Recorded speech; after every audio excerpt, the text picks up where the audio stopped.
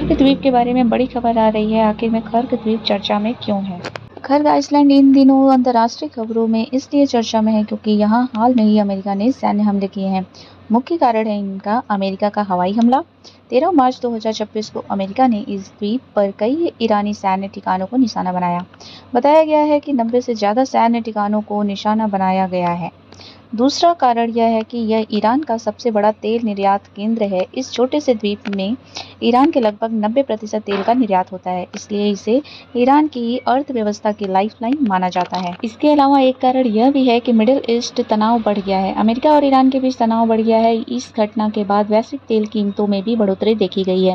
Hormuz strait से जुड़ा रणनीतिक महत्व यह है, यह द्वीप स्ट्रेट ऑफ हॉर्मुज के पास जहाँ से दुनिया का लगभग 20% तेल गुजरता है, इसलिए यहाँ की कोई भी घटना पूरी दुनिया की ऊर्जा आपूर्ति को प्रभावित कर सकती है। प्रश्न यह है कि खर्ग द्वीप ईरान के लिए इतना खास क्यों है? खर्ग आइसलैंड ईरान के लिए बहुत खास और रणनीतिक जगह है। इसके कारण यह है कि ईरान का लगभग 90% कच्चा तेल यहीं से दुनिया को भेजा जाता है।